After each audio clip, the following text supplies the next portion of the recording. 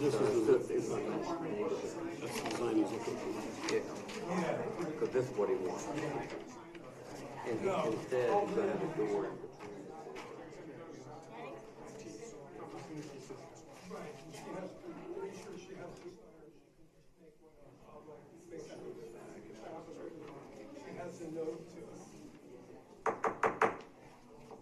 Good evening. I'd like to call to order the North Branford Planning and Zoning regular meeting for September 5th. Please join me in saluting the flag. Remove your hats, please. Thank you.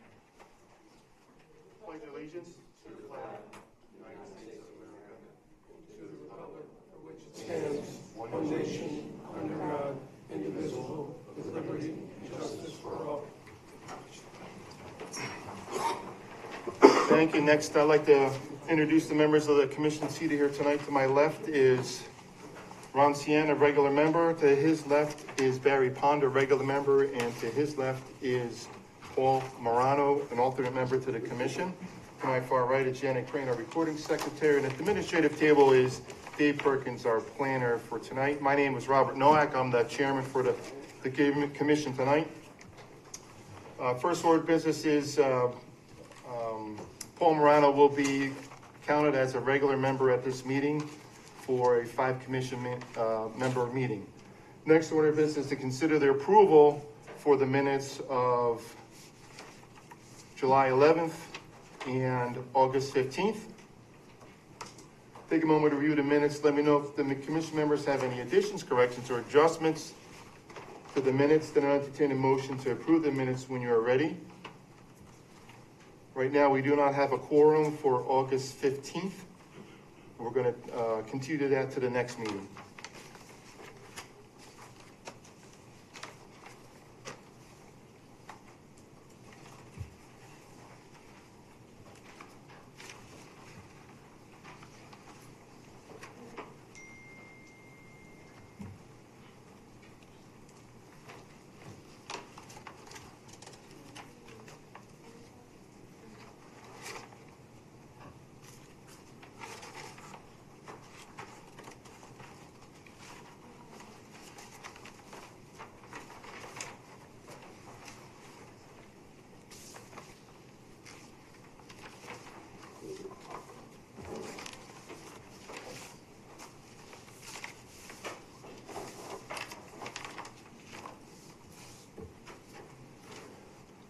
You have a copy of one?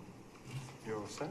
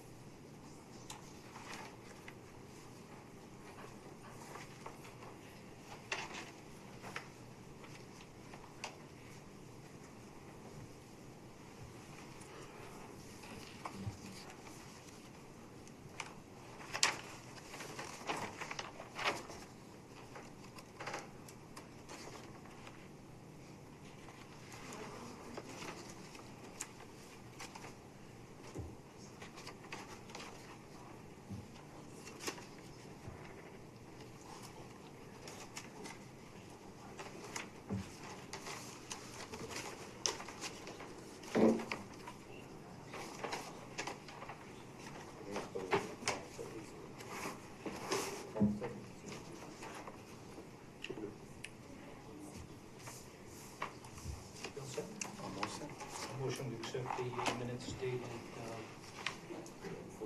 July 11th. July 11th. Sorry. We have a motion. Do we have a second? A second. Okay, motion by Ron, second by Paul. Any discussion? This motion by Paul, second, on the approval of the minutes for July 11th, 2024. Any discussion? Hearing none. All in favor, say aye. Aye. Aye. Opposed? Abstained? Abstain. Okay, 3 in favor, 1 abstained. July 11th meeting minutes are approved. Next order of business on the agenda is public hearing of possible action we have 4 items on the agenda for the public hearing. I'd like to make an opening statement regarding the public hearing besides my regular one. I just wanted to remind everyone that this commission is comprised of volunteers who live in town and want to serve their community. We're not paid for this time that we spend with you tonight. We come from various backgrounds to provide a different perspective on every issue that comes before the commission. This commission role is to address land use in North Branford. The use of land is governed by our regulations and in conjunction with the POCD.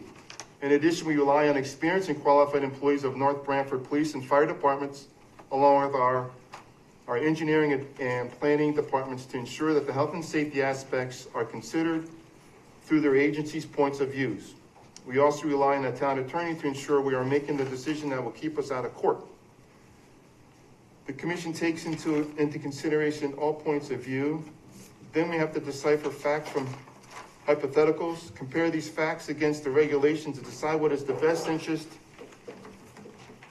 of all the residents of North Branford. We then render decisions based on 3 common principles: common sense, logic, and reason, based on all the factors noted above. Now, the way the public hearing is going to go, the purpose of the meeting is to hear all pertinent testimony of those in favor of and in opposition to the application before the commission. The procedure for the public hearing items to be filed tonight would be: the public hearing would be open, testimony heard in the following order: applicant explaining their application, staff and commission asking questions or comments on the application. General public have an opportunity to speak in support of, in opposition to the application in the form of statements and comments, questions I should say. Applicant will have an opportunity to respond to the public comment and provide closing statements. Staff and commission will again have an opportunity to comment. When all sides have spoken, the public hearing will be closed. No further public discussion will be entertained. After the public hearing is closed, the commission will vote on the application. The rules governing the public testimony tonight will be: when addressing the commission, please speak into the microphone and state your name and address for the record. All comments should be addressed to the commission, not the applicant, be relevant to the application, and should not be of a personal nature. Please limit your comments to 3 minutes.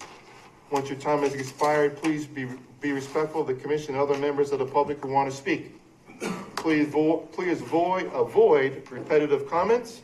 Once the public hearing is concluded, out of respect for this body, we kindly ask that the audience take any discussion about the results out of the chamber so we may continue with our business.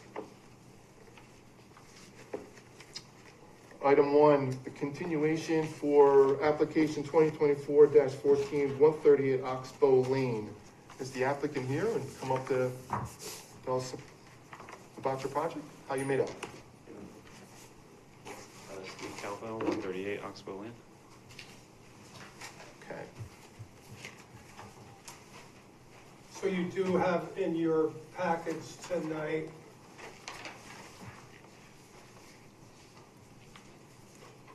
you may want to just present these briefly to give them an update. There's a site plan of where they have the copies of them already. You can just walk them. You can just walk them through it. Okay. Yeah, so I don't know if you have the same order, Yep. but I just provided the, so my neighbor, Manny Rodriguez, 125 Oxbow Lane. I did the site work for him when he did his detached garage. So I have his plans, which I talked about last time, that we're using, for our reference. So it's just going to be, just bigger than his, but a little bit different. We're not having two doors in the front. We're only having 2 in the front and 2 dormers up top. Okay. But I am going to have an end wall garage to come in off my side driveway. And then I sketched it. The front, side, right side, left side. That's our siding that we have. Obviously it's 25 plus years old, so we'll match as best as possible. But that's pretty much it.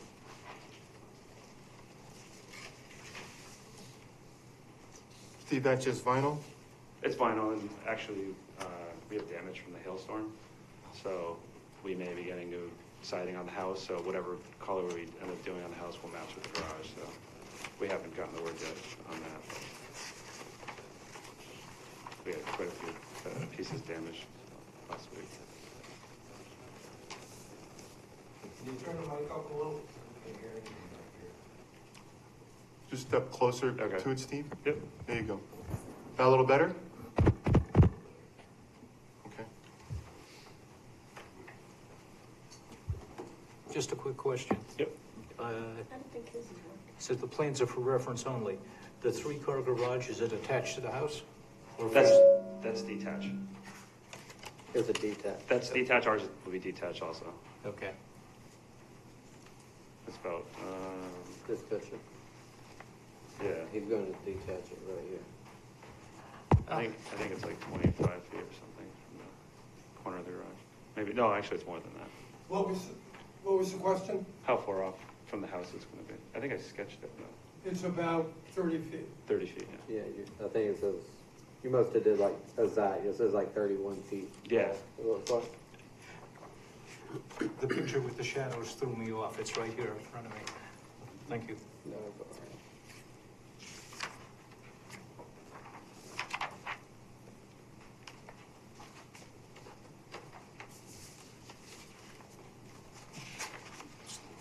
Steve, what's gonna be upstairs?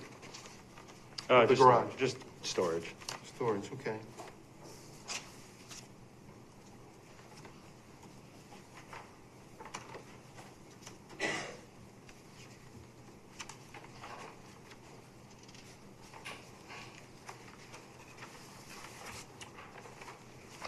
Dave, is the application all squared away? I believe you have all the information you requested. We have a better visual of what it's going to look like. We have a real plot plan as to where it's going to go on the lot. Yeah, and my brothers both, right? We have the Yeah. signature, we have the letters from the other owners of the property. Okay.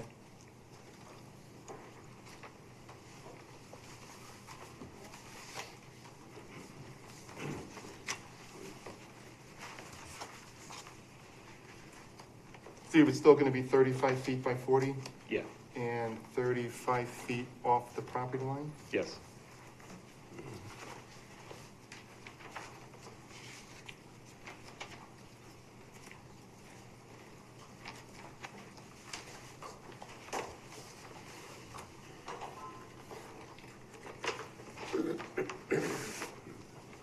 I mean, if anything, it'll come closer to the house than closer to the neighbors, so. Okay. Dave, when he's all finished as the garage, does he submit to you a final plan of where it is plotted on the A2 survey or no? He will have to get a certificate of zoning compliance prior to getting a certificate of completion for the structure. It'll have to meet the zoning regulations at that point. Okay. He meets a 15-foot offset. There's just a discrepancy between 35 feet and 34 feet off the property line. So I was just asking.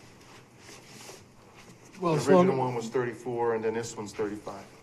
Right, I mean, once he gets the special permit, he has the site plan as well, and he could probably alterate the site plan slightly as long as he stays inside the setback areas. It Correct. doesn't deviate substantially. Okay. Commission members have any other questions or concerns? Any Again, questions just from to the be, neighbors? What's that? Your neighbors? Anything from the neighbors? I mean, I haven't, so I'm in good relation with all my neighbors. Almost. the notices were sent out to all the neighbors within 500 feet. And again, we did reiterate that this would not be used for commercial purposes. Yeah, and I provided our commercial property address to prove that we have commercial. It looks like, what do you got, your equipment on the side of the property? Is that your equipment? I mean, I have equipment, so I mean, if there's something that was there, it's probably, I don't know, this was a long time ago, so. Okay. I mean, I bring equipment home to do work, but. I don't know when that was.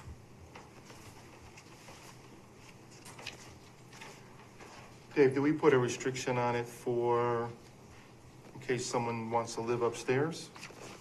Non-habitable space?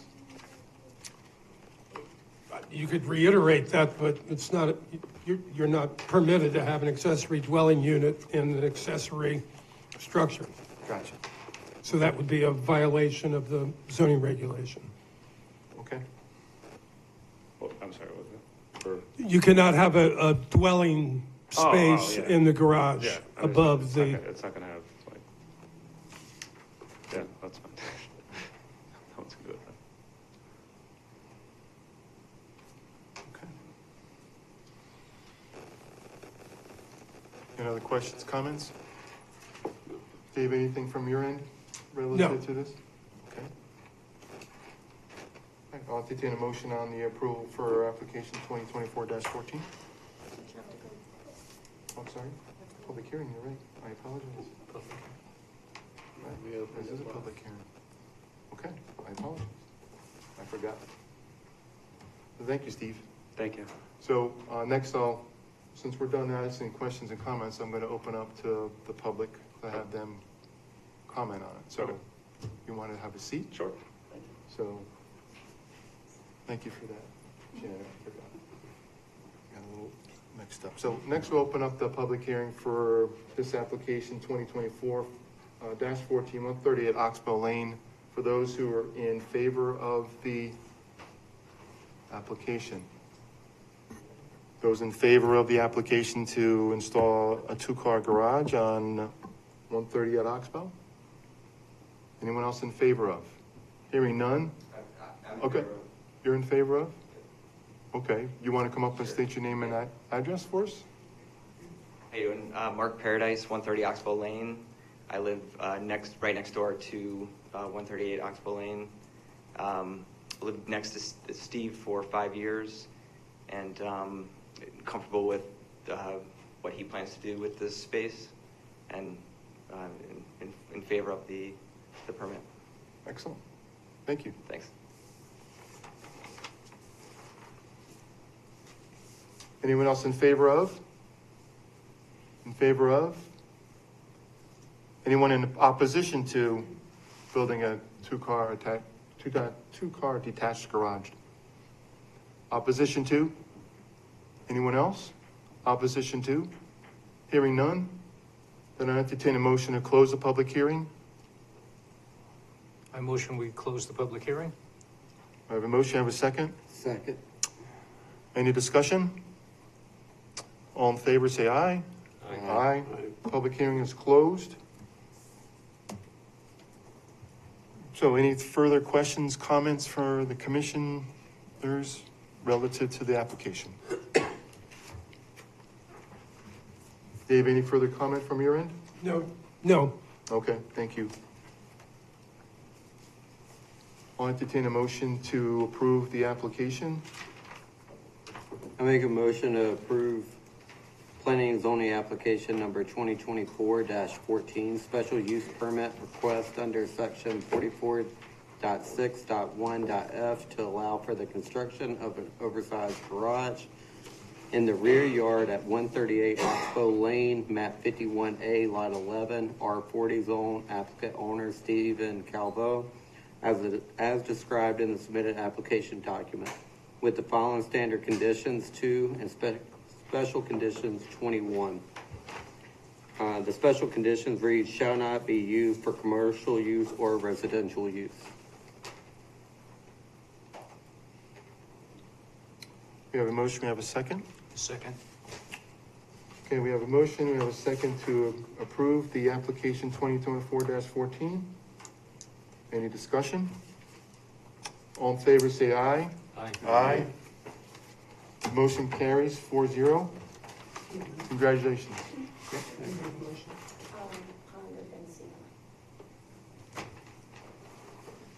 Thanks, Steve. You're all set. Next agenda item we have from the public hearing was 2024-16-626 to Tuckett Road for a re-subdivision.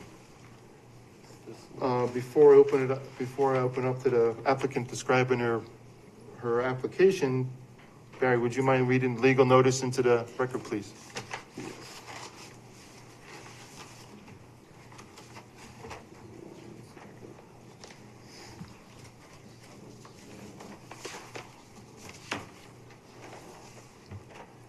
Please insert the following legal ad in the Sound on Thursday, August 22nd, 2024, and Thursday, August 29, 2024. Legal notice, North Branford Planning and Zoning Commission.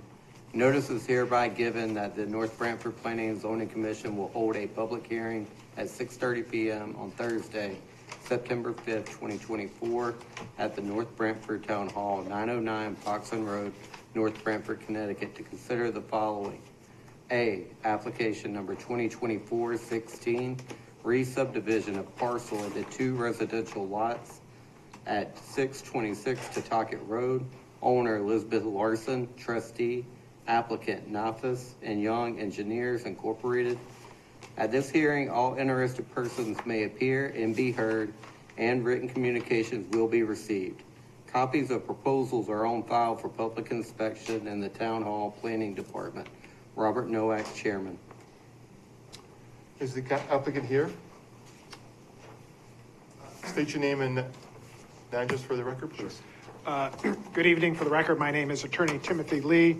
My address is 107 Montauk Street in Branford, Connecticut. I'm here tonight on behalf of the applicant. I'm new to the application. I got retained a couple days ago, but as it turns out, the notices were not sent for the public hearing tonight. So my request tonight was going to be that the commission open the public hearing, which you've done, and then continue the public hearing to your meeting on September 19th. That'll allow me to send out the abutter letters tomorrow, and everybody should have full notice for the meeting on the 19th, at which point we'd be ready to proceed with the application. Okay. Sounds like the right thing to do, part of the process. So if you just ask the commission continue the public hearing to the 19th, and we'll see you in 2 weeks. So moved will grant you that extension, continuation to the 19th. Thank you very much. Thank you.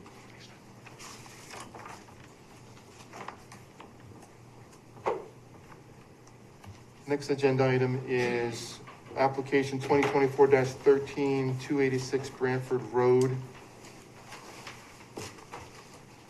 My understanding, Dave, is the applicant is not here, and they're not gonna push this off for a continuance until the 19th or indefinitely? No, the applicant, we opened the public hearing at our last meeting Yes, August 15th. where they were not available with their traffic engineers. They have had some discussion with staff at Town Hall and would like to review their application prior to showing it to the commission, and would like it to be tabled to the next meeting. I don't believe there's a representative here. Fair enough. Do we need to have a motion to table it or no? No, I think we can just continue it. Okay. All right, so with that being said, we'll table application 2024-13, 286 Branford Road until the next meeting.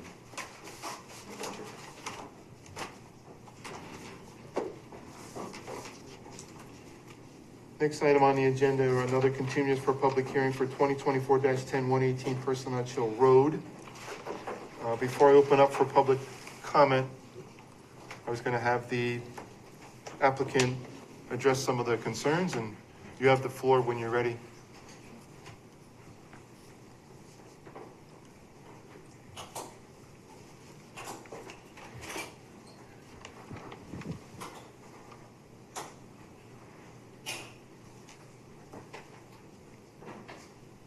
Does the projector work now? No, that's 2 weeks. 2 weeks. You're really anxious for that, huh? High tech now.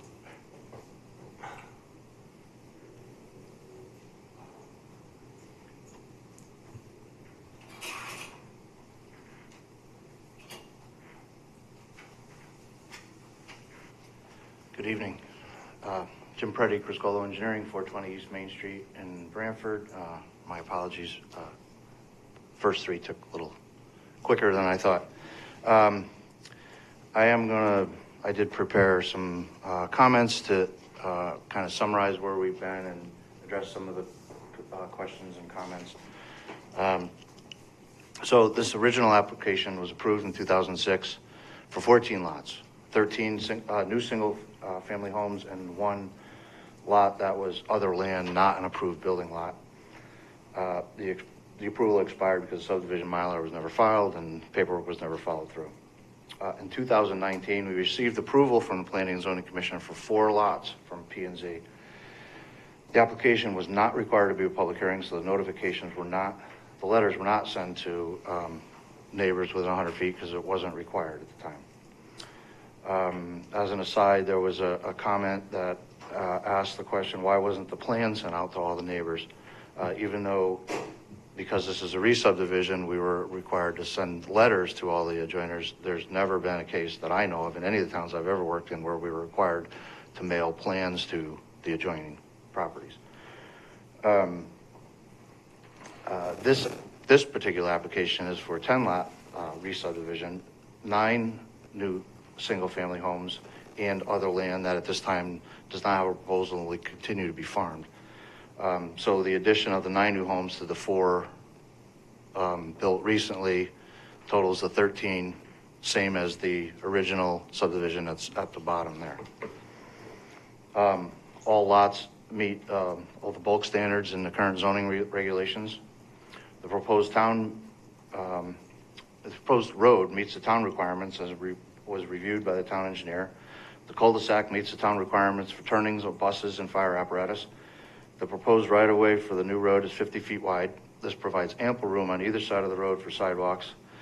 And we have proposed to install a sidewalk on the north side and provided an area for a bus waiting area, which is on the plans I have on the board. I did discuss with Dave earlier that I would bring that, but making all the copies until this gets through didn't make any sense.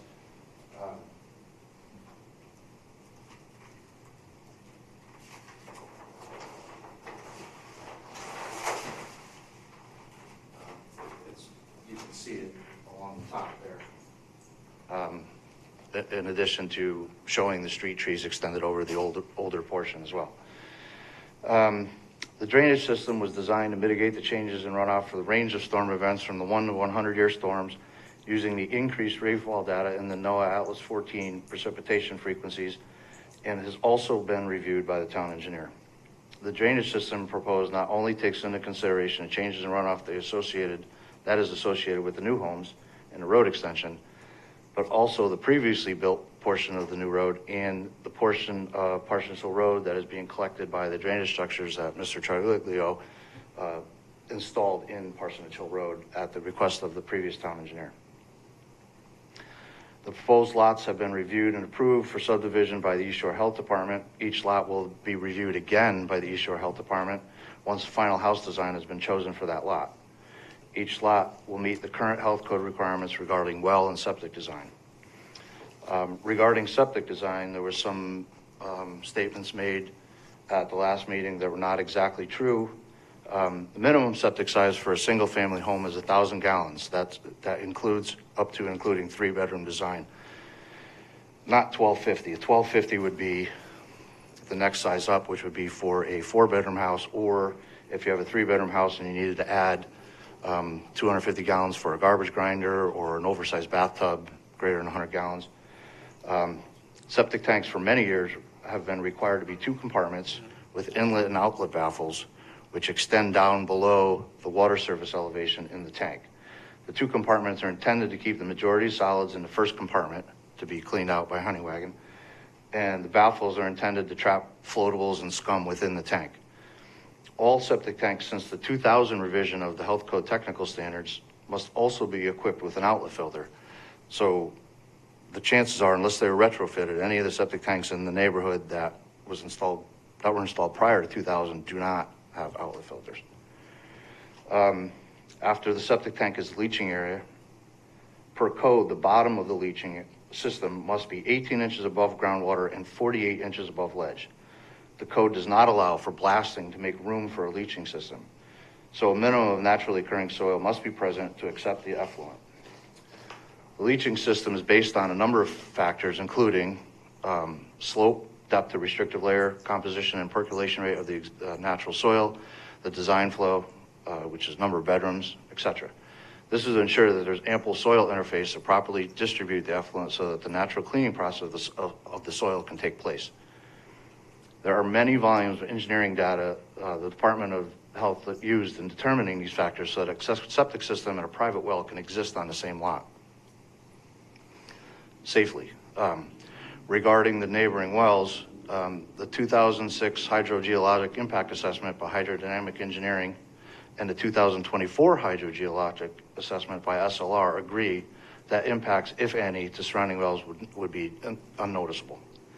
Additionally, if you look at the topography of the surrounding area, you can see the slope of our property generally slopes toward the North Haven town line and not toward most of the neighboring yards. It's generally accepted practice that the hydraulic gradient, which is the groundwater flow, generally matches the slope of the land. There may be some areas where it would go a little bit here or there, but overall, it's accepted that it generally follows the slope of the ground. And you can see on, look at the contour from the town aerial, the background for this. There's a high point here on this lot. This area sheds off this way. This basically all this sheds down toward the North Haven belt line. It does not go north or south. It goes to the west. There's been many comments about traffic.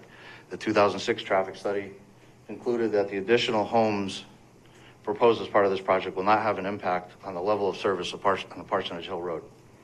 Recent data collected by North Branford Police Department yielded even less number of trips in the existing condition than in the 2006 report. The police chief has stated that he did not have any concerns adding the residences to Parsonage Hill Road. Myself, I drove from North Haven to Branford this morning during the morning commute. I went over Parsonage Hill Road. At the time, it was about 20 after 7. I did not encounter one other car moving on Parsonage Hill Road. However, I noticed a number of cars going down Village Street and coming out Village Street as what I can only assume is a cut through, which makes sense if you look at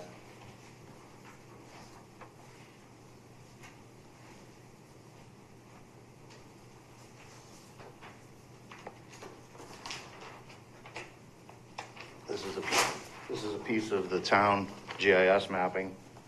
This is Middletown Avenue, Foxen Road. The green is Village Street. The pink is Parsonage Hill Road. I mean, it's a far straighter, flatter road than going up and over the mountain this way. So just visually seeing what's going on there makes sense when you look at a map.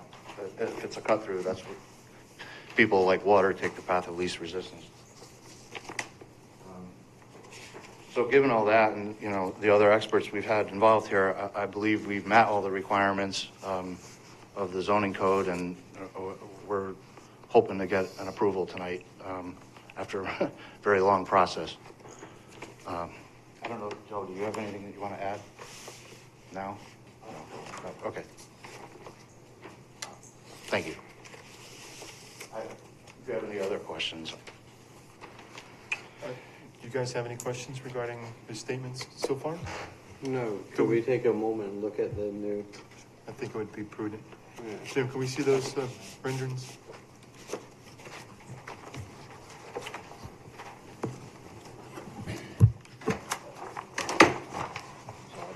It's on but what we've done is we've added a sidewalk to the end of the road. Up at this end, we've showed the trees being extended. I've actually indicated a painted crosswalk at the end here as well, and an area for the bus waiting so that the bus could turn in, pick up, and then turn around. The bus doesn't go down. The bus won't go down that one. That's a mute point. Say that again? The bus won't go down that one. Won't go down. Well, this could, you know. Yeah, they could wait there though. They could wait there, right. Until I mean, this the, could be moved closer to the end, it's not, it's just a You changed the property lines of the end houses there? No, all these property lines have been the same since the beginning of this application this year. The lines did move slightly from the original application from 2006, but it's generally the same layout. What other changes, Jim, did you do? We took off the request, obviously, for the waiver of the sidewalk. I did also indicate on here that we're about 774 feet from the closest wetland, which is not all in the proposed open space. The reason why this area was chosen was because this is town of Branford property here, this piece. Town of North Branford? Town of Yes. North Branford. So it just made sense to be adjacent to that, so that the property lines make sense. Okay. Is there a lighting plan, Jim? We did show, on the road plan, we did show some proposed lights. That's still got to be worked out with the electric division with the final selection, but the town has say in the actual heads that get picked. So the spacing will get decided on once the heads get selected. But I think at a minimum there's going to be 3. But if we pick, if you pick shorter lights, then there may be more. Right, exactly. Jim, were we gonna take care of this right here? Going into, The swell on lot 12?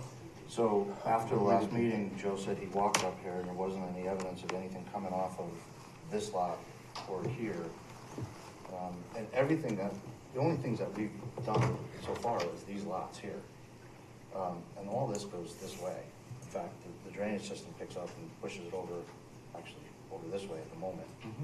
And we're extending it all down past here anyway. And all these new yards with the lawns and everything will go down. When we develop this lot, we'll make sure that nothing's leaving the property. because right now the contours, these are Yeah. 06, you can see the So contours. these are old, these are old contours. When we do each lot, we'll actually go out and take topography, current topography. As it's farmed, it changes slightly. Okay.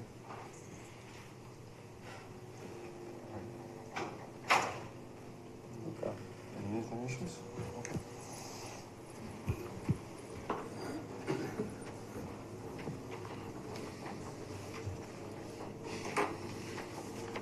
Thank you, Jim. Dave, do you have any comments relative to the traffic counts by or anything associated with that? I did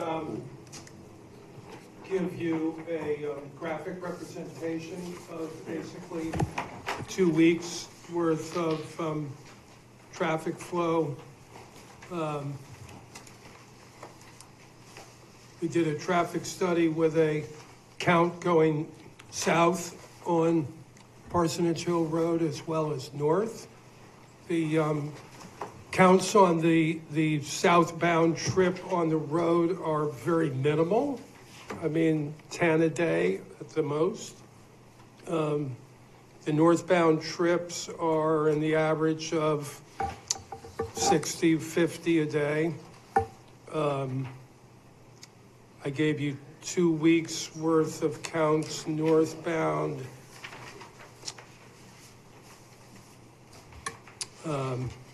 August 19th to August 25th, the average is somewhere around 60 a day. August 26th to 9/3, the average is about 70 a day.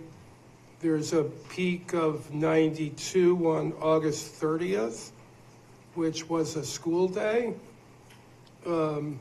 August 28th had 63, which was a school day. August 27th had a count of 72, which was not a school day.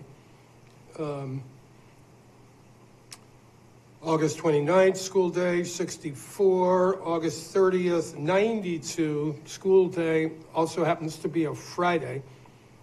And we do seem to have peak counts on Friday. The week before was the busiest day of the week.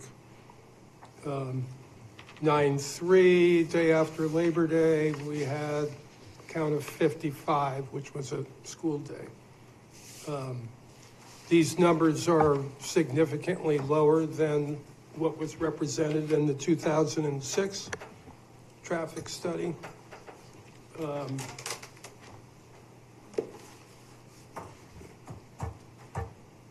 In terms of approving an application in traffic, you're in an administrative capacity looking at this to make sure that it meets the rules and regulations of the subdivision regulations of the town. All those regulations are based on state statute 8-25, which talks about the land to be subdivided. It doesn't talk about the town of North Branford. It talks about the land to be subdivided.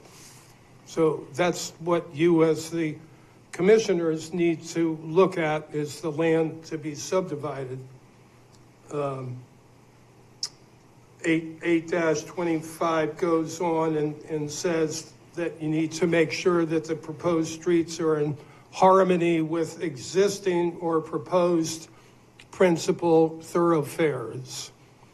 So you have one street that's being proposed that you need to worry about. It goes on to say, especially in regards to safe intersections with such thoroughfares. So you really need to be looking at the intersection of Parsonage Hill Road and the new road. The applicant gave you sightline demonstration that it was safe to turn onto Parsonage Hill Road. We have seen accident counts on Parsonage Hill Road that are not near that intersection and that are minimal. You've had testimony from people saying that the road is not up to town standards, which a lot of our roads are not up to town standards. Under section 8-29 of the general statutes, you as the Planning Commission have the right to upgrade roads. You can actually create maps and surveys and have public hearings and take land and pay the people for the land that you're taking and reward people with land that you're giving to them if you're creating straightaways. So you have the ability as the commission to create safe roads, but not as part of a subdivision. Right. Subdivision is dealing strictly with the land to be subdivided and the way that that land merges with the main thoroughfare. Okay.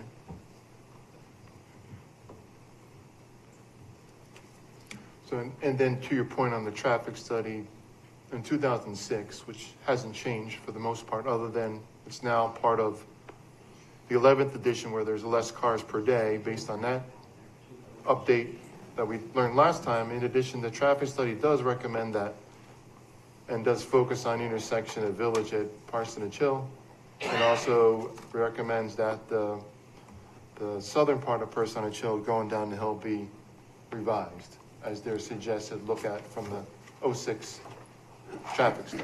Correct, and you would look at that under state statute 8-29, not under 8-25 dealing with subdivisions. Right. Okay.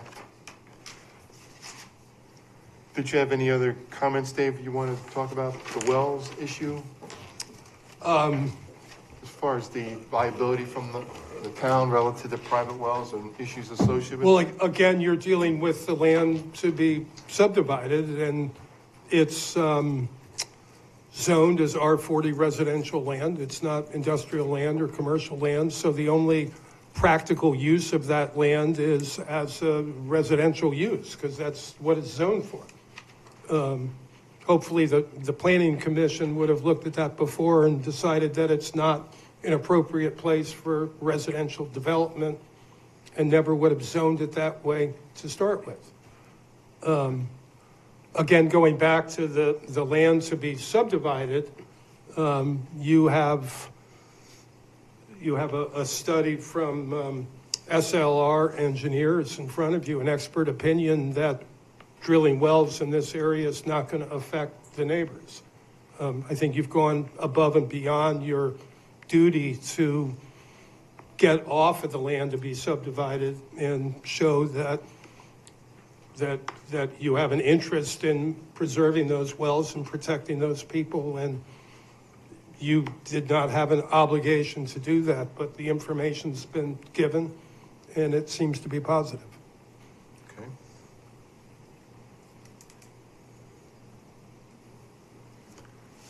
Thank you, Dave.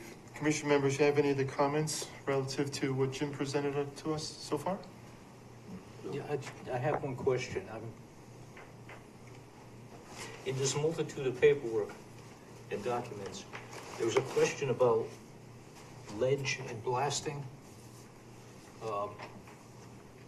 Was there anything about, is it trap rock or is it brownstone? Is there any reason for blasting? I may have the documentation in my bag. Yeah, and I believe in that SLR report, he talks about sandstone underlying, not trap rock. But at this point, we don't have any intentions of blasting. There may be some ripping involved, with the hydraulic efforts. Quite honestly, nobody wants to blast. It's quite expensive before and after. And I've already stated we can't blast for septic systems regardless, per the health code. We built the first 4 houses without blasting, so we're not intending on doing any blasting. But that is a whole separate permit and process if it turns out that we do need to blast. Not intending, and That's correct. Not intending is not saying that you're not going to be blasting. You don't, at the present time, if you knew what was under the ground, I'd take you to the track. Right, nobody has x-ray vision, right, so you can't know for sure, but at this point, we're not intending on any blasting. Our plan is to not. I guess my question is, will the plans be modified? Let's say, you scrape off 4 feet of dirt and find, trap rock, a mountaintop. You would change your plans and not put a full basement in and put it on the slab? That's correct. I mean, if it's a knob, and that's why I was talking about hydraulic methods. If there's a knob that needs to come out, we could hammer it out with hydraulic methods. If raising the house some gets us out of it, we would do that. That's why I said every effort to not blast will be made, because quite honestly, that's not good for the builder either. So there's nobody wants to blast. Sometimes you have no choice.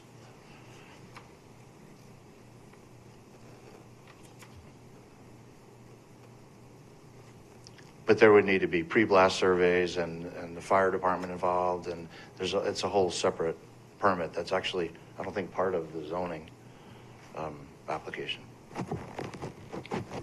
It's not really germane to this application. There's no zoning requirements for blasting.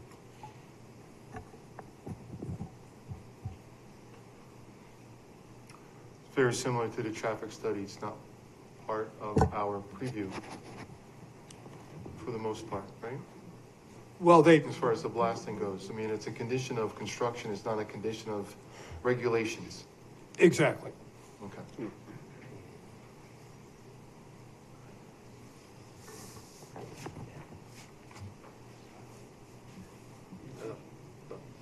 Yes.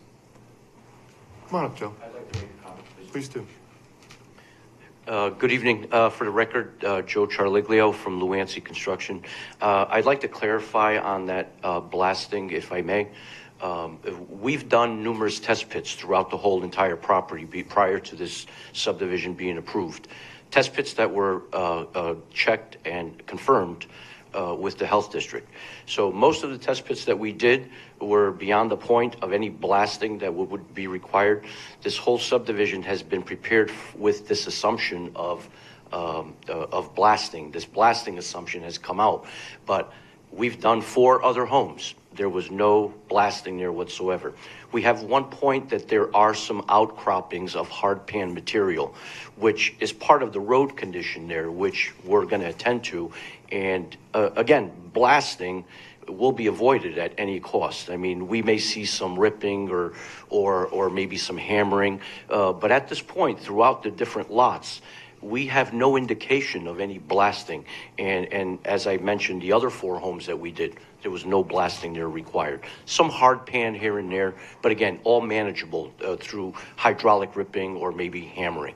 So the us getting stuck on the assumption of blasting at this point would be an assumption, pretty much. And I don't feel that we're going to be empowered with blasting on this site, other than some ripping, if that may put you at ease.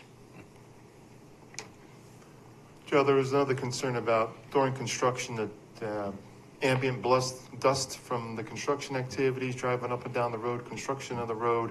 How are you going to mitigate that kind of issue? That happens with any subdivision. We have water. We have methods of controlling dust. We have methods of controlling mud. We have the town that's controlling us on a daily, weekly basis there as to what our conditions, how we maintain our conditions.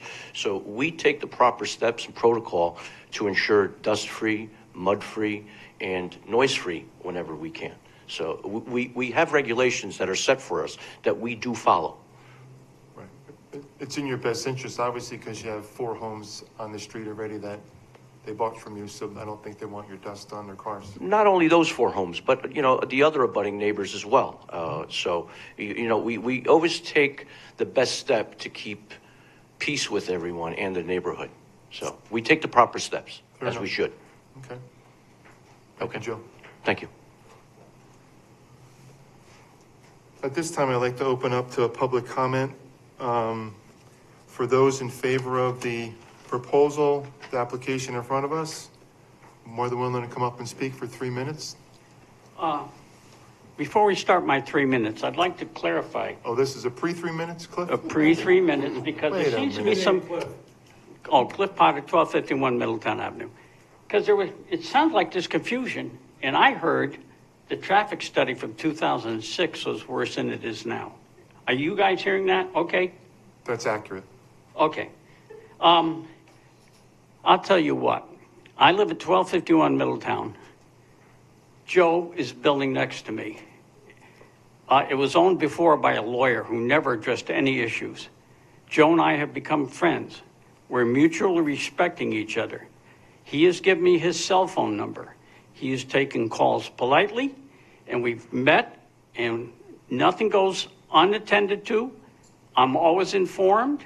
He's putting up double silt fence next to my house. He's only required by law, by you guys or by whoever, a single silt. He is actually going way out of his way. He's constantly meeting with these people as needed. There are so many checks and balances in place. I don't think he can sneeze without coming to town hall to get a permit. I mean, he's there. He's doing a great job. He's buying good material to put around the houses.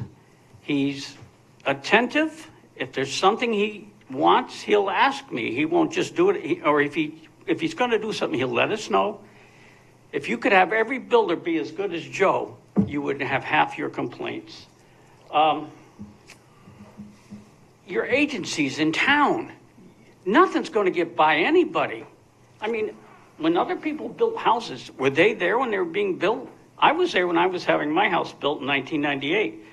East Shore Health, the building department, permits for footings, permits for foundation, everything is taken into consideration. So he's not going to slide anything by you guys or our new excellent town planner. We did have some issues with town planners in the past. Finally, we've got somebody that's attentive. You can talk to them when you need to, and things can get done properly. So, I mean, some of the complaints were far too general. Some of the health issues. How could you prove that? Maybe you went to a neighbor's house someplace in another town and got these health issues. I just felt I had to watch it from New Hampshire on a delayed. And I couldn't believe what I was hearing. I mean, so I'm here to stick up for Joe. I'm here because I am not stressed at all. There is no issue that he has done. He's just about finished with the development. There's no issues that have caused me any grief. Why would you go after this man if you're going to get a quality neighborhood right next to you? I'm happy the kind of houses that are going in are going in. And I cannot complain about this man at all. The respect, the integrity, it's there. And if you don't like something, he'll take the call. And he felt bad calling me in New Hampshire one day. He apologized because he didn't know I was on vacation. But I'll take a call at midnight from that guy because he's earned that much respect. So he's dotted every T and crossed every letter you need him to do.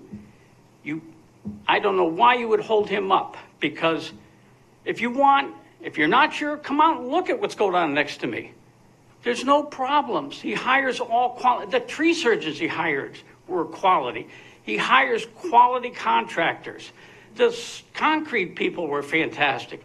When they leave, there's no mess. I mean, everything you would want to go right, it goes right.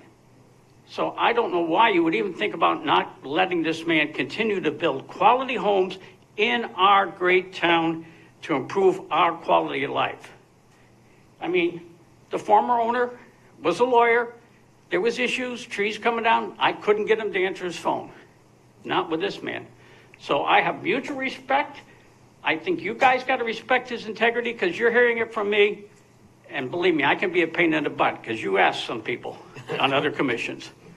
But this man, to earn my trust, it takes a lot, and he's done it. Thank you. Thank you. Thanks, Cliff.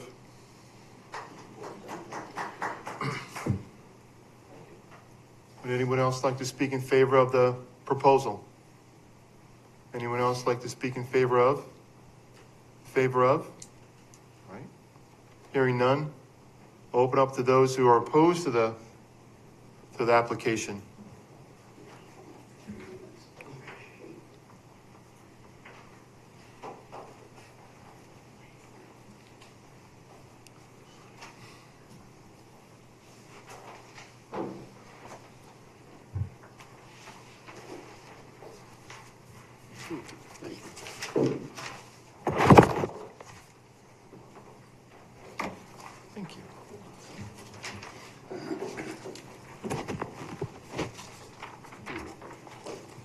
Thank you. Can you make sure that I get a copy for the record? Sure.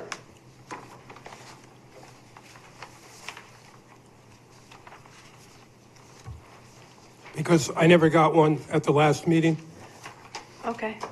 If you're going on vacation, it'll be waiting for you when you return. Is that okay? I'd rather have it now. I don't have all of them with you. You can have a copy of that.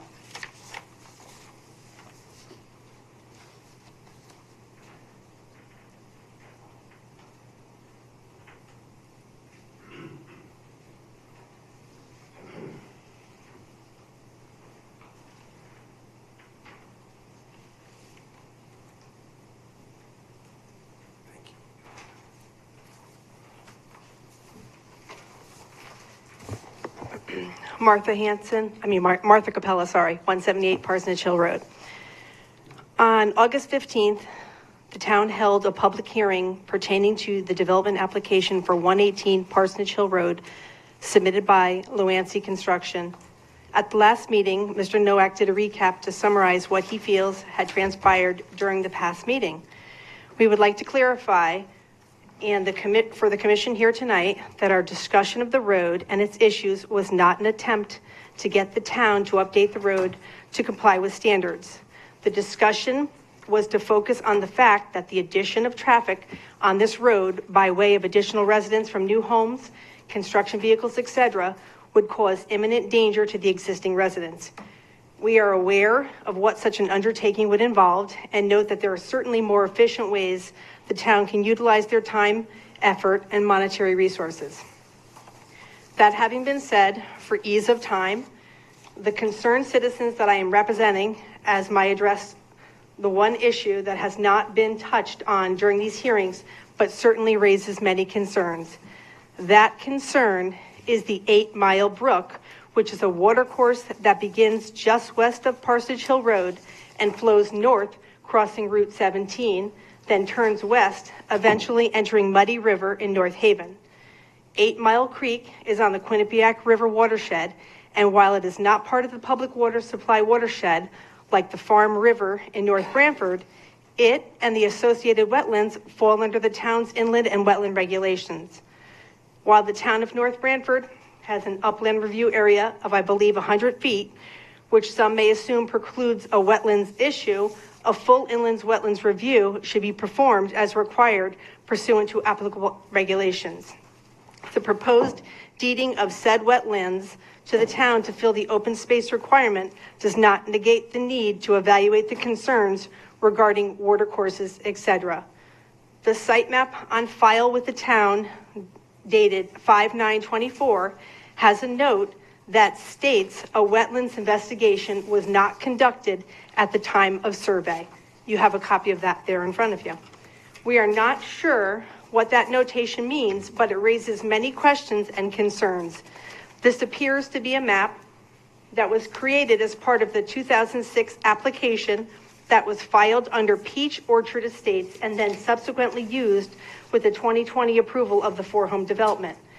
Based on conversations that have been had, resources referenced, and email responses received to our inquiries, the assumption can be made that a formal Inland Wetlands review was not performed, and the only review from the Inland Wetland Commission that I am aware of was during a casual mention in a Conservation and Inland Wetlands and Watercourse Agency meeting on July 24th, 2024, during which time Mr. Perkins presented, as part of his enforcement officer's reports, minor background of the legal history. Martha, could you wrap it up for us? Get to your point? Yes. Thank you. Here's the point. Thank you. The point here is that pursuant to inland regulations and how regulated activity is defined, the proposed development fits the criteria regardless of the 100-foot upland review area for all wetlands and watercourses. This commission is charged with implementing those regulations and as such should deny this application. You have the regulation there in front of you. I've underlined the pertinent information, and this most certainly should have come under additional inland review.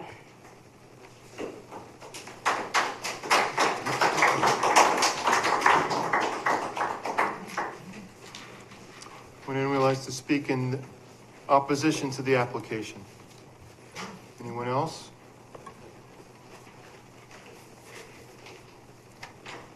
Pat Sikicki, 190 Parsonage Hill. I think you've heard all our concerns, and just one thing has me baffled, that the gentleman earlier said that all the water's running towards North Haven when it runs right through my yard. I've given you pictures. I've shown you what it used to be when I first moved in 1986, which it was only 2 feet deep. Now it's 6 feet deep over my head where I can walk through it. And it has progressively gotten worse since the first 4 houses. I don't know if that's because they haven't farmed the land or what. I'm not an engineer.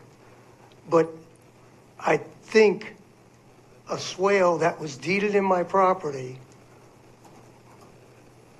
on my property, that used to be 2 feet deep in 1986, is now 6 feet deep in some spots and over 5 feet wide.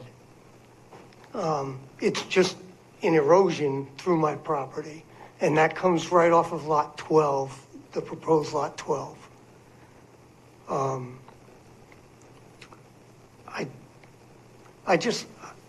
My only concern is, like, okay, so if wells are affected, where does that cost come?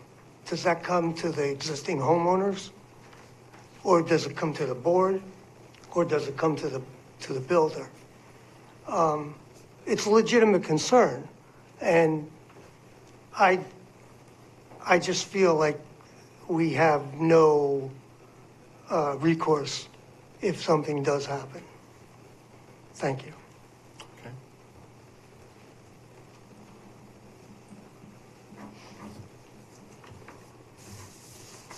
Anyone who likes to speak in opposition to the application? Sure.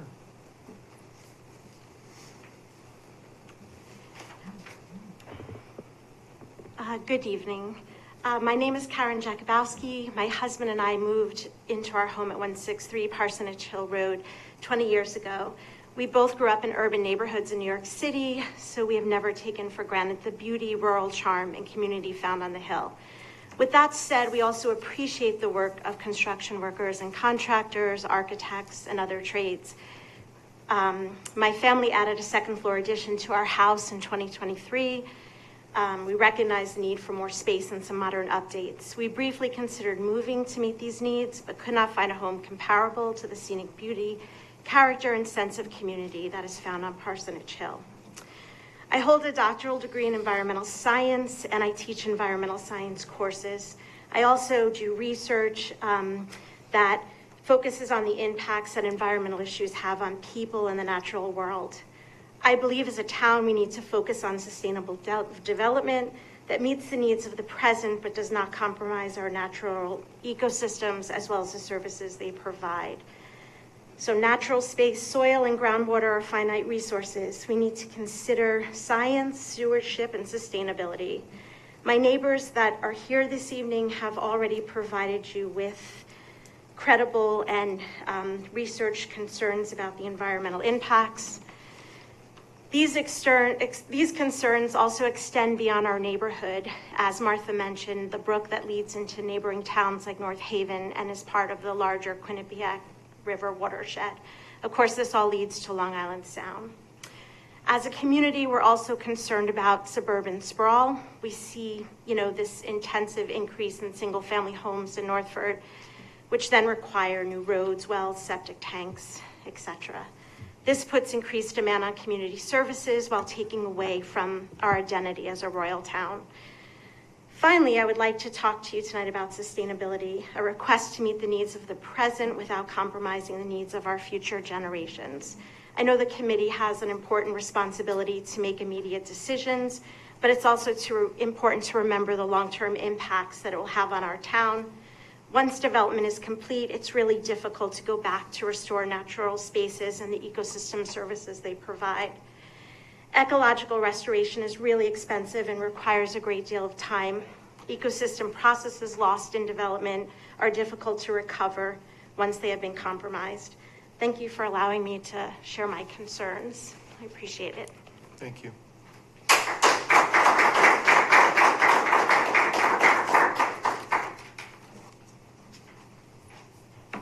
Anyone else would like to speak in opposition to the application?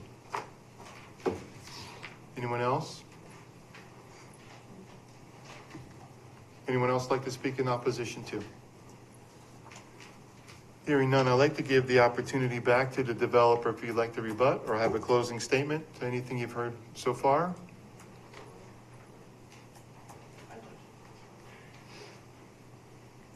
Shall I introduce myself again?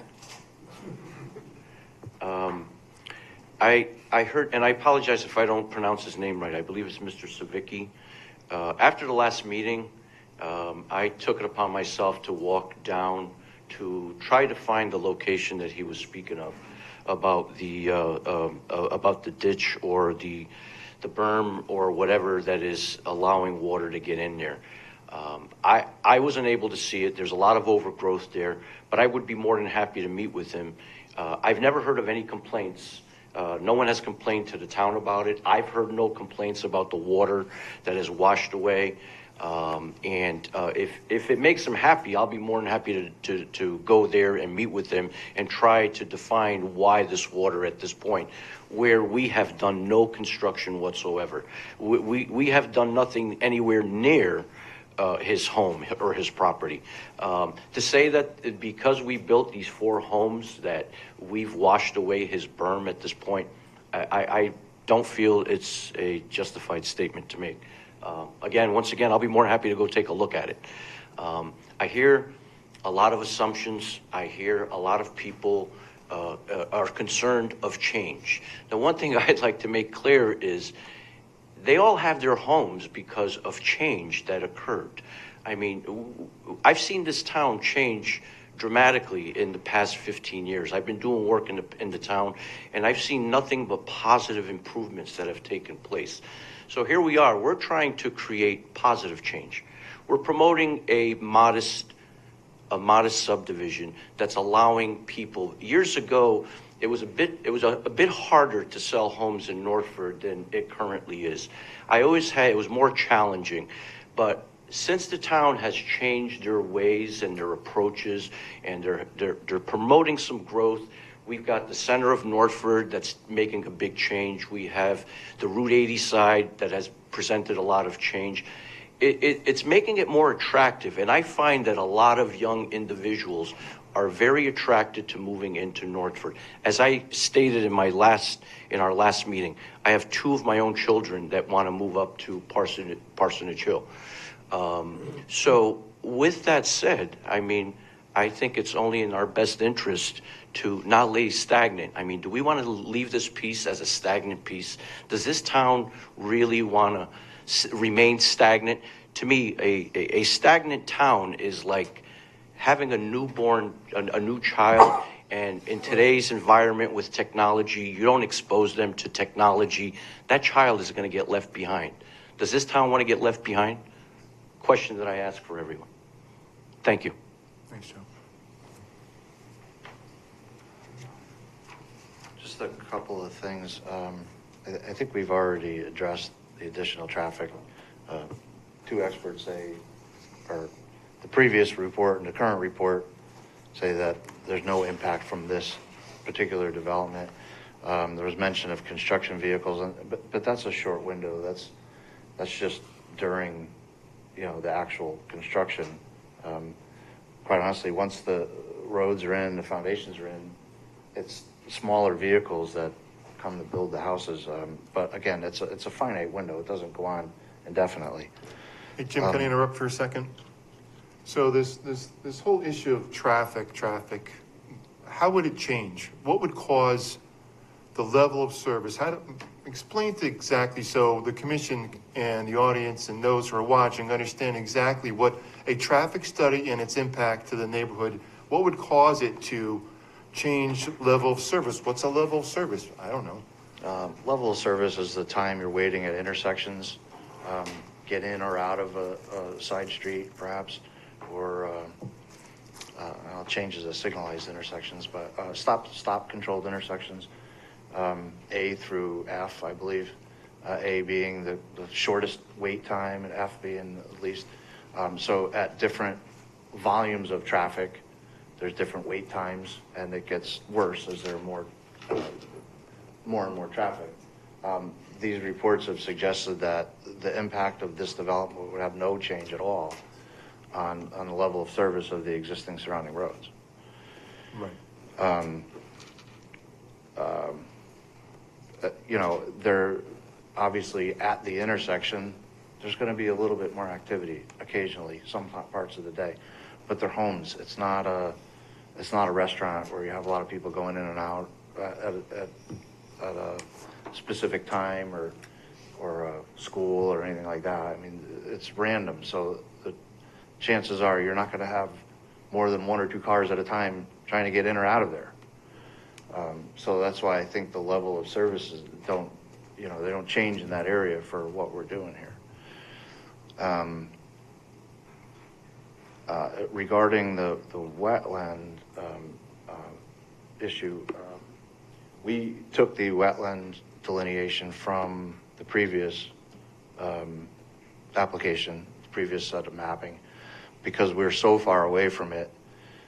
Even if we had it redelineated, it might move, I don't know, a few feet, one way or the other. Could have gotten smaller, could have gotten bigger, but it would only be a few feet here or there. It wouldn't be hundreds and hundreds of feet. The closest property corner of our proposed lots is more than 770 feet away from the closest wetland area. So we didn't feel it was necessary to go out and and redelineate that area. We're not looking to just give the wetlands to the open space. Some of it is in the open space, but not all of it. Some of it's still on the property that he's going to retain. Dave, you're the wetland EO, I believe, right? If we're almost 800 feet away from the wetlands, is a wetland application required? No, I would defer to the regulated activity that was given to us as a definition, and it's circled. It says the agency may rule that any other activity located within such upland review area or in any other non-wetland or non-watercourse area that is likely to impact or affect wetlands is a regulated activity. And the critical word in that sentence is likely. Likely, sure. And the courts have ruled consistently that you have to determine that it's likely. You can't just say it might or it may. Sure. You have to say it will. And typically what we would do if it's close to a wetland, we would have an applicant come in and request a jurisdictional ruling. And the wetland agency would determine whether it's a regulated activity and needs a permit or not. That's the first step. Okay. And in this case, it's so far away that it's not likely.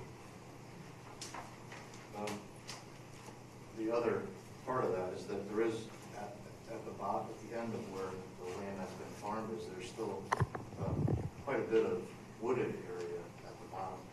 So there's a significant buffer between what we're doing, what's left, and those wetlands following. I mean, some of it will still be farmed, but there is actually a wooded area above this that's still on our property that will be maintained. I mean, once this gets developed, there should be actually less runoff from the site than was before, because if you've ever looked at the runoff numbers for farmed land versus maintained lawns and landscaping and that stuff, the runoff from the farmed land is much higher than lawn area. And we're collecting roof areas and pavement areas and running it through the detention basin, so we're slowing all that down and metering it out at a much slower rate. So I don't, honestly, I don't think that there's any issues downstream at all from here. Now, what the farmer does on his yearly thing in that one corner where the gentleman's experiencing the swale problem, I don't know, maybe things change from year to year, things get plowed, I don't know. But this development that was already done is so far from that, I don't know how this could have affected that. And when we get to that area that's near there, of course, we're going to be sure that nothing runs off the property toward anybody else's property. I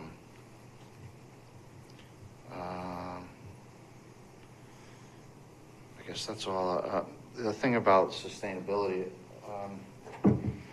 I don't know that we're actually required to address it, other than, passive solar techniques, have been considered, but we have wells and septic, so we're taking water out of the ground, putting water back in the ground. It's not like we're bringing water from somewhere else and shipping it somewhere else. The lots are basically self-sustainable, more or less, with the addition of power. So I think this is, and this is typical. I mean, this is a typical subdivision for North Branford. This is the kind of stuff that's gone on all over town as long as I can remember, as long as I've been working in this field. Joe's right, some of those houses that, people spoke were split off of other lots and that sort of thing. So this is nothing out of the ordinary. I guess that's all I have to say. Thanks, Jim. Thanks. Dave, you have any closing statements regarding this public hearing? No. Okay. No. Commission members, any questions, comments?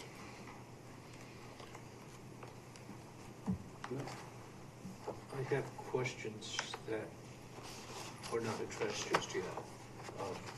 Do we have to decide today? Is this our final push out? This is your final day of the public hearing. Oh, just public hearing.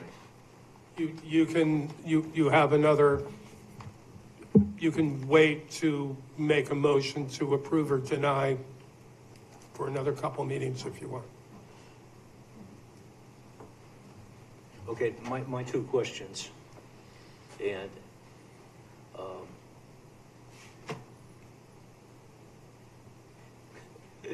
is there or is there not a requirement for some kind of review of the 8 Mile Brook in the back of your property? Say that again? According to this paper with the circled paragraph that you read, is there a requirement for some kind of permit study or something related to 8 Mile Brook? No. So, okay, so this is a moot point there. The other thing is, I'm sorry, I missed your name. This guy with a 6-foot scowling going through his property, where's that water coming from? I mean, is it coming off of, I realize you have the land, but something is coming through at a rate of speed that's scowling. Pat, I'm sorry, Pat. And that needs to be addressed. I mean, he said it when he bought the property, it was 2 foot, now it's 6 foot. I mean, there's significant scowling going through there. Something is washing the ground away. I mean, I would say that that's typically the kind of phone call that I get once a week as the town planner and zoning enforcement officer, and I do go out and investigate those sort of things, and we'll go out with the neighbors and try to determine that, but it's really a civil matter. It's not really something that the town would take an action in, other than trying to help neighbors get along with each other.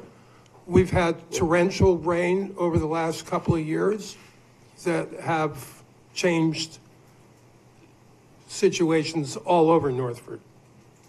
but my question is, I'm sorry, what's the address of your property? 190 Parsonage Hill. So, is the water coming off the road or coming off his property? No, it's coming off lot 12, the proposed lot 12. Which is part of the whole property. Right, so it's not coming off Parsonage Hill, so it's not a town problem. Correct? Well, you're not supposed to be, discharging water from one lot to another lot on purpose. If it happens to happen naturally, then that's a different story. And somebody has to decide at some point whether it's natural or not. And I try to referee those situations and help people deal with each other rather than going to talk to a judge about it. Right, but we're talking about a dry basin and it's 6 foot deep? He had pictures before, I don't know where they are in my bag, and that's significant amount of water. And I think through his property. I think you have input from the applicant saying that when they develop that lot, they're gonna have to deal with it. If there's water coming off of lot 12, that's an existing condition that's been there for who knows how long. We haven't done any work in that area yet. If there's a condition that we need to address to prevent water from leaving the property, we'll address it when we get there. If Dave would like for me to go out there and walk with him and try to discover the source of the water, I guess I'll do that. But again, that's off our property. It's not really part of what we're doing. But again, when we develop that lot, if we develop that lot and we're pushing water off the lot, Dave's gonna send us nasty letters and saying we can't do that. I don't really know what the problem is, but it sounds like the problem's been going on since '96, and we've only built these houses a couple of years ago, so I'm not really sure why everyone thinks it's coming from our site. Unless it was always.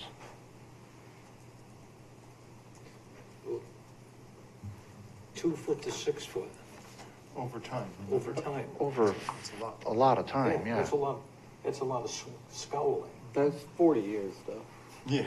like 38 years. Over 38 years, but I don't know. Scowling worse than that happened in 6 hours in Oxford during that storm 2 weeks ago. Didn't take 38 years.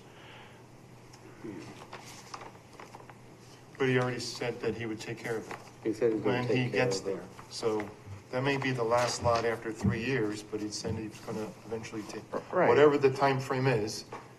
And the testimony he stated last meeting and now, he said he would take care of it.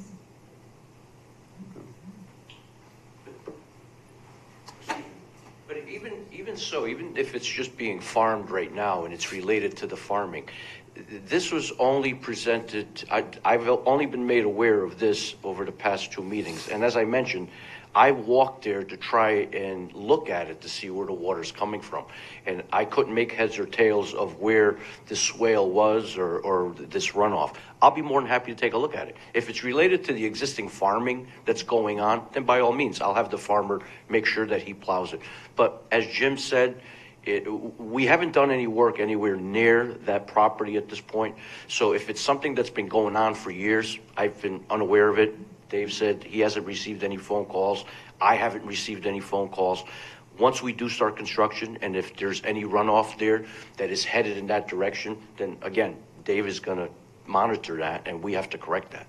So that should not be an issue. If it's anything related to our runoff, then obviously we're responsible for that at that point. But we haven't done any work near there. Other than farming, it's still in its original state of farmland. So no work has been done anywhere near there. And once again, the work that has been done is so far away, and the way it swales and the water runs away from the property, I find it very hard to believe there was anything related to what we recently did with the 4 homes. I hope I answered that.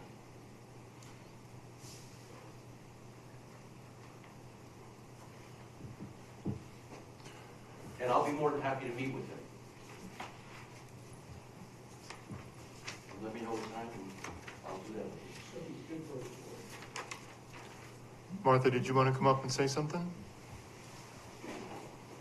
Yeah, I would like to say that if there was no need for an inlands review by the commission, why is it that during the enforcement officer's report, he reached out for what he was referring to as a conservation opinion without giving that commission any of the background that they would have needed to weigh in on that conversation?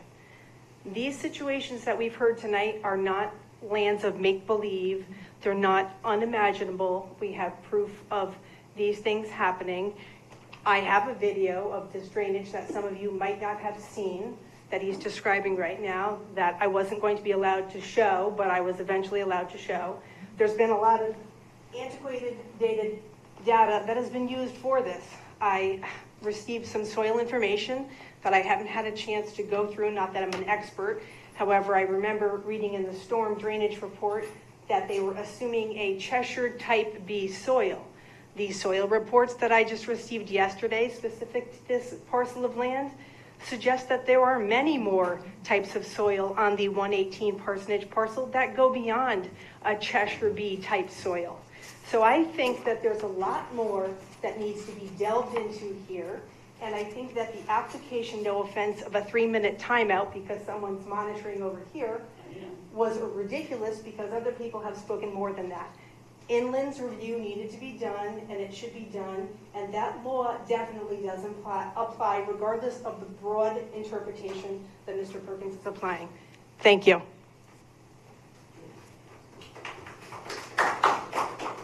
Mr. Chair, can I also rebut?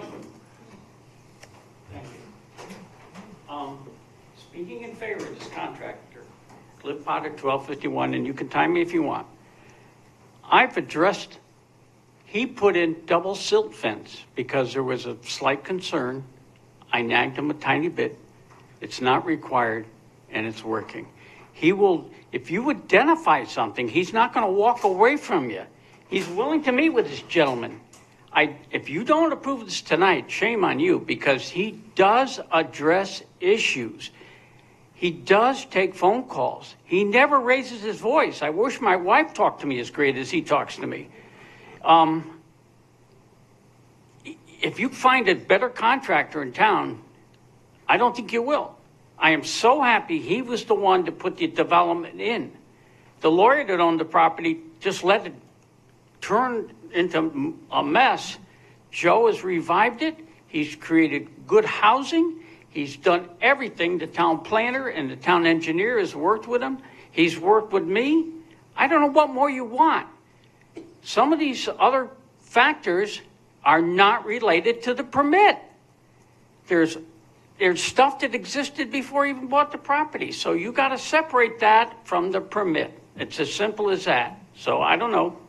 I'm through with my rebuttal. I'm well under 3 minutes. Would anyone else like that opportunity? I have closing statements. I'll leave it up to, if you want to do that. It's up to you. Anyone else? Okay. Commission members have any other comments, questions, concerns? Dave, one last time for you. I think I'm all set. Okay. Then I entertain a motion to close the public hearing. When you're ready. Make a motion to close the public hearing. Thank you. A motion, have a second?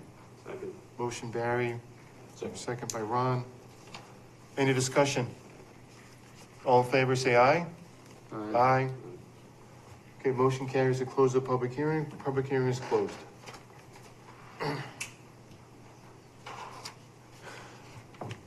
Dave, did you want to have an opportunity to move forward, or you already had that conversation with us already? I think I probably already had that conversation with you. You are in an administrative capacity.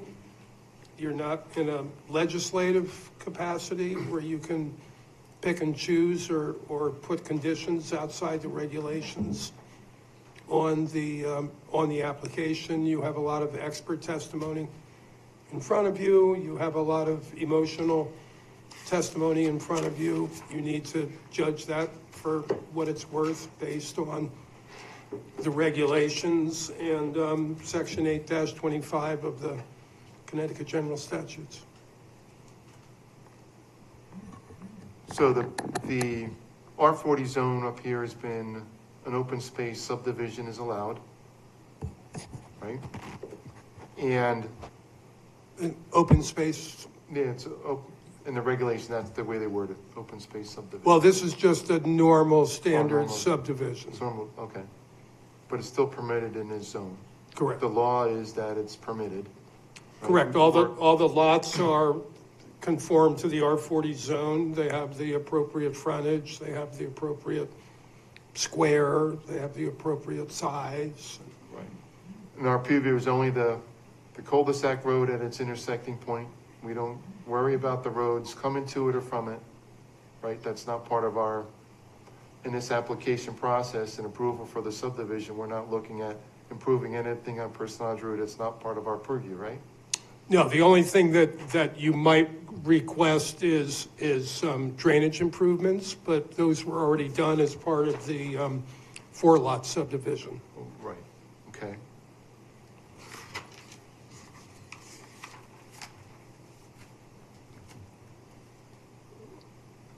If the commission were to move in this approval process,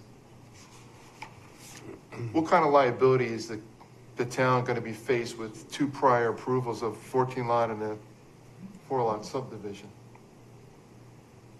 Well, you're going to have to find evidence in the record that the application does not meet your regulations. So maybe the street's too long that they propose, or the frontages aren't right, or the intersection doesn't conform to your requirements. You can't just be capricious in turning it down for emotional reasons as opposed to the evidence that's been submitted to you.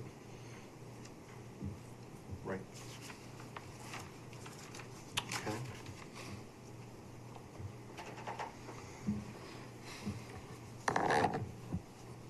Understanding that, the commission how do you guys feel about it? Well, I'll go first. Sure. You know, there's a list of things, noise pollution. Oh, I'm sorry. There's some things on a list of complaints that'll be road, noise pollution, damage to the roads. We have regulations for that. You know, if Parsonage Hill gets, the road gets chewed up, yeah, that's public works. Yeah. You know, that's why we have an R40, which is 40,000 square feet, to handle wells and septic systems. I mean, all of the points brought up are covered by regulations we have already in place. Which brings us back to, can the man legally put a road in? You know, put houses on 40,000 square feet, legal lots. And I guess I'm not finding any outstanding questions. I mean, he's going to address this guy's water problem. If it's his problem, if it's coming off the road, then it's public works. Then it's, yeah, our public works department. If the road gets chewed up, that's public works. That's all Dave. The complaint comes to you. Right. And, you know, Dave, you put me back in my seat. You're right. We're going off on tangents. So let me You ask know, you a question. I guess what I'm saying is, we're not to the point of, you know, woulda, coulda, you know, the road isn't, you know, ground up. There's no problems yet. We're talking hypothetical if then. Well, if that's the case, you know, anybody putting a new house in could affect his neighbor or the guy down the street or something. So I guess, do we have any outstanding questions? I have one for you. Jim showed us the plan that there's sidewalk on one side of the street. Should there be sidewalks on both sides of the street? You know, to be honest with you, I am a sidewalk. New developments need sidewalks. We have a regulation.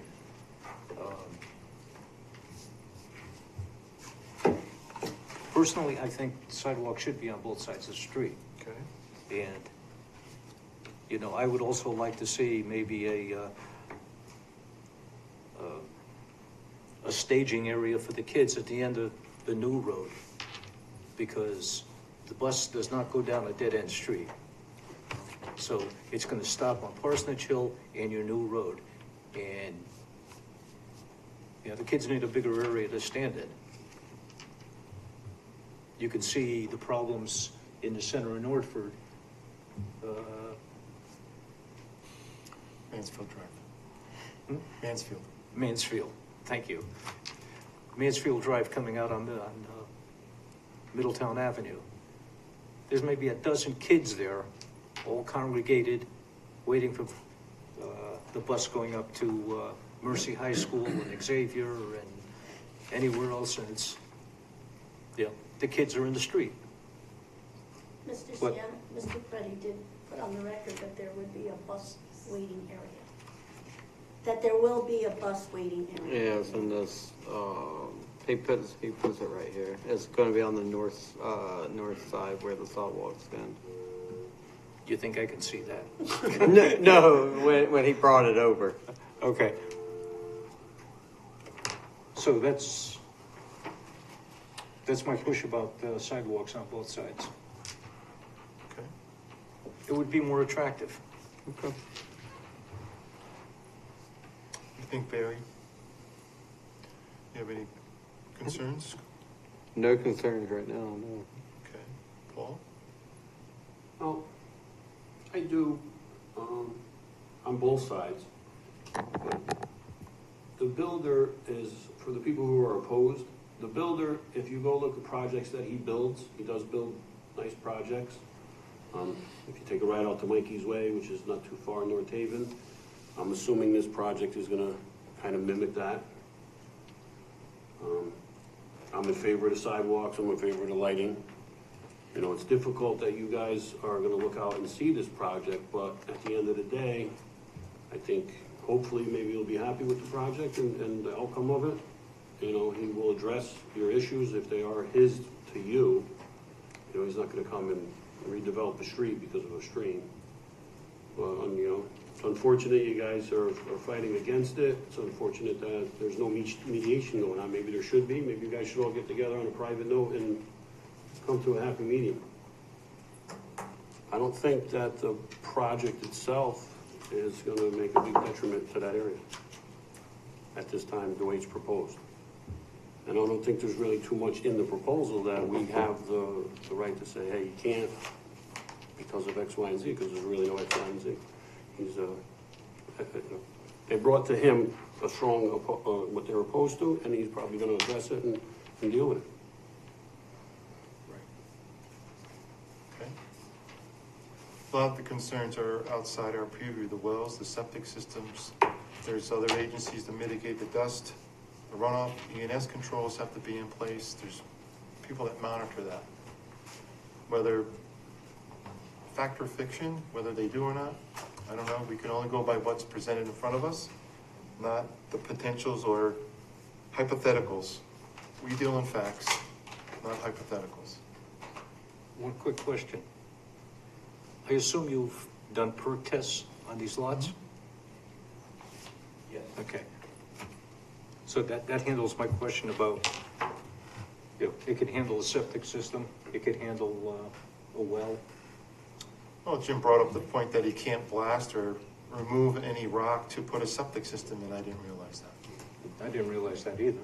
Yeah, so he'd have And to if- bring in soil to make a septic system Right. work. And if he's done perk tests and approved by East Shore, he's going down 8 feet. So 8 feet, he hasn't hit ledge. We'll have to find that spot or bring dirt in. Right? Or move the dirt around on the property. But anyway, we'll figure that out. That's not for us. But was there any other regulations that we came up with, or beside the sidewalk and the potential lighting? Well, I think a lot of the concerns, I think they should be addressed in our motion and the exceptions. Right? One of the issues that one of the residents brought up was the deep guidance document for evaluating potential hydrological impacts, whether to blasting and developmental activities. I think that should be part of our special conditions to have the builder follow that guidelines. That was in one of the package that Mark. Yeah, and I think you should suggest that in the motion. I think having them do off-site well testing would be out of the realm of your jurisdiction because it's not on the subdividable land. Correct, right, because we're only looking at what the application and the property itself proper, not outside anything else around it, correct? Correct. So I think you should put it in the motion and you should suggest to the applicant that they do that. Okay. The concern for Pat's property, we should make mention of that to hold the builder accountable for making sure he takes care of it, even though he's told us that. It's lot 12. right, for lot 12.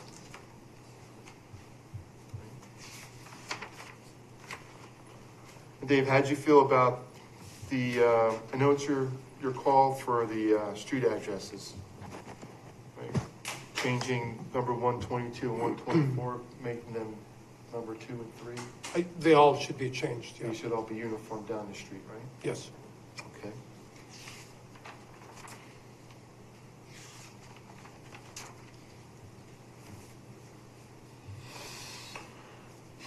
Anything else? Concerns, questions?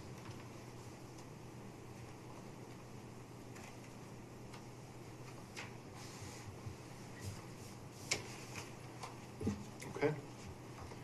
Hearing none, then I'll entertain a motion to approve the property, the application 2024-10.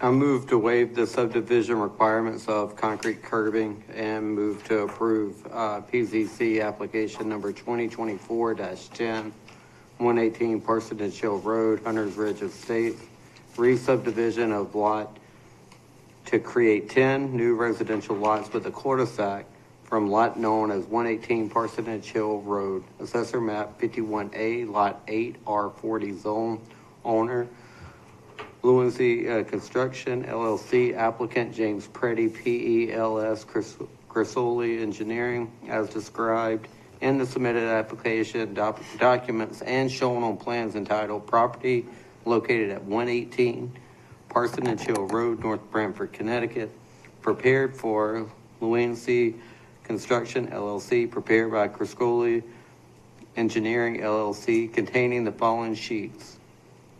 Sheet 1, proposed re-subdivision map, Hunters Ridge Estates, dated May 9th, 2024, revised June 11th, 2024. Sheet 2, lots 5-10, proposed overall site plan, dated May 9th, 2024, revised June 11th, 2024. Sheet 3, lots 11-14, proposed overall site plan, dated May 9th, revised June 11th, 2024. Sheet 4, erosion and sediment control notes and details, dated May 9th. Sheet 5, site details, dated May 9th, 2024, revised June 11th, 2024. Sheet 6, road profile, dated May 9th, revised June 11th, 2024. Sheet 6A, site distances, dated August 7th, 2024. Stormwater management, the report, dated May 17th, revised June 10th, 2024. Revised August 9th, 2024. Traffic study by Barkin and Mess Associates, Incorporated, dated September 7, 2006. 2024. Traffic counts. Hydrogeologic assessments, Hunter Ridge Estates by SLR International Corporation, dated July 11, 2024. Updated page from Institute of Transportation Engineers, 11th edition. With the following conditions, number 1A, 1B, 2, 4, 5, 6, 7, 8, 9, 14, 18, 20. Special conditions 23 through 31, which I'll read aloud. 23, open space to be deed restricted to the town of North Branford. 24, the name of the town road will be Stefania's Way. 25, current parcels at 122 Parsonage Hill Road and number 124 Parsonage Hill Road to be now known as 2 Stefania's Way and 3 Stefania's Way. All other lots on Stefania Way is to be numbered as shown on subdivision plan. 26, street signs of a style approved by the town council showing approved street names shall be provided and installed by the developer at his expense at all intersections. 27, adherence to town ordinances 201-10, 201-12, 201-13 in regards to street construction, bonding, and completion and acceptance by the town. 28, the developer will maintain the street until accepted by the town, including sweeping and snow plowing as needed. 29, installation of a 10,000-gallon fire protection holding tank. 30, the application should follow the DEP guidance document for evaluating potential hydrogeologic impacts associated with the blasting and development activities.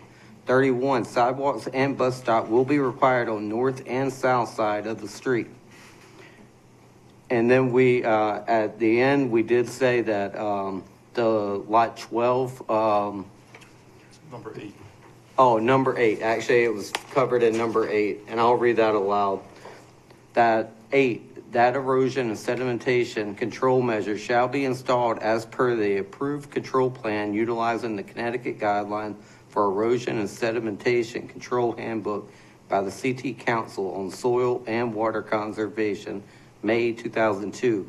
Site sweeping and watering is required to control dust disturbance. Special attention shall be given to lot 12 when grading the site, installing S and E controls. Finally, the commission's summary reason for approval of the subdivision. The proposed subdivision conforms to the zoning and subdivision regulation requirements. The residential development is consistent with the existing neighborhood. The proposed street will be in harmony with existing thoroughfares of the town of North Branford. The application is generally in conformity with the recommendation of the Plan of Conservation and Development. Thank you, Barry. We have a motion. Do we have a second? I would just say that maybe we should mention whatever site plans were given to us tonight as revisions to the June 11th number.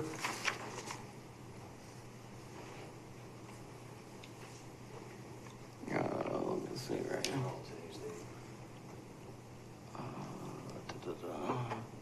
9-5.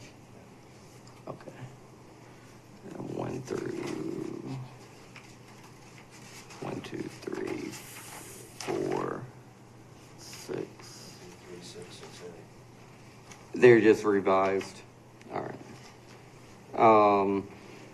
All the sheets that provided were revised September 5th, 2024, which was today.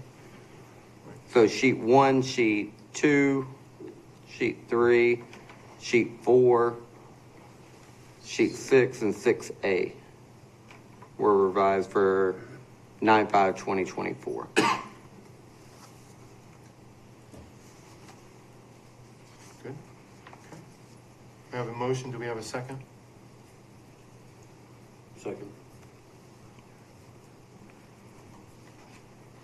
Okay, we have a motion. Do we have a second for the approval of application 2024-10, 118 Percentage Hill Road, as stated. Any discussion?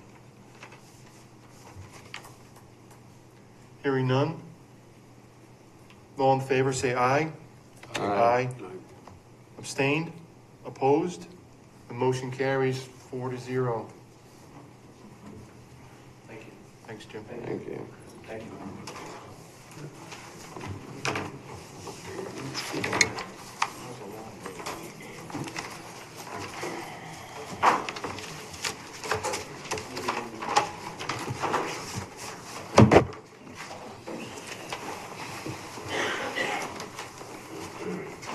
The next item on the agenda is old business. We don't have one. New business, number 6, no new business. Number 7, zone regulation updates.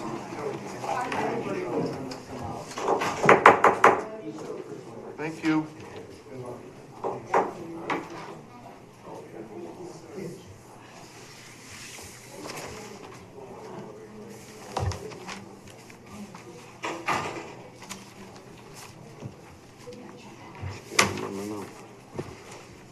Do we have updates? We're good? We're good. We got anything for 19th, Dave? Maybe, We have- we have Starbucks. We'll have Starbucks, we have the subdivision, and we're gonna have a water company presentation on, I believe, the water tank that they want to put in. They want to put a tank over on West Pond Road. It doesn't exist now? They want to put another one next to it. Oh, okay. They also want to put a pagoda, a building up at the Lake Galliard for environmental, educational purposes, and to let their employees have parties and stuff. Oh, yeah. Now that Victor's gonna,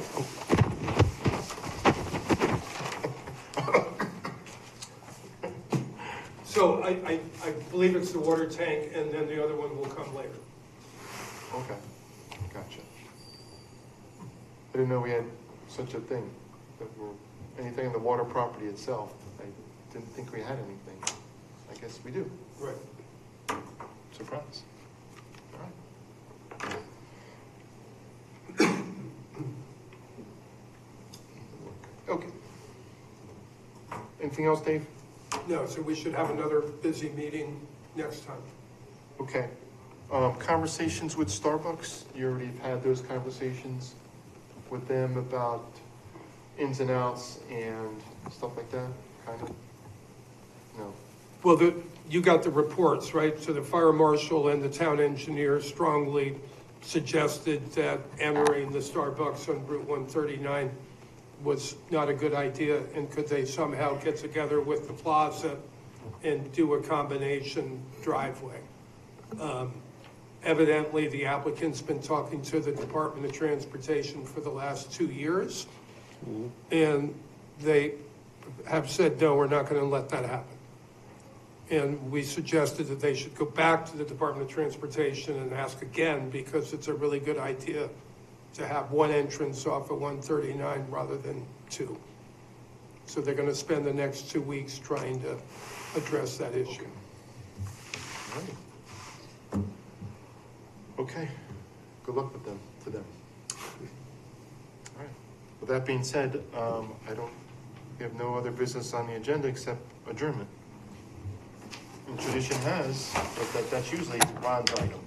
Yes, it is. That being said, my administrative function is, I motion we adjourn. All right. You have a second? Second. All right. Motion, second. Paul. All in favor? Aye. Aye. Meeting's over. Oh. 8:37. Dave, I had a question on that,